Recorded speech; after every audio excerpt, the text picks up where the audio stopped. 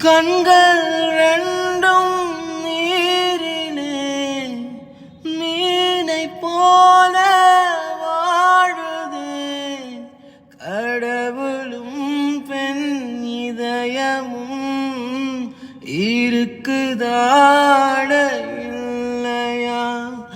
ஓஹோ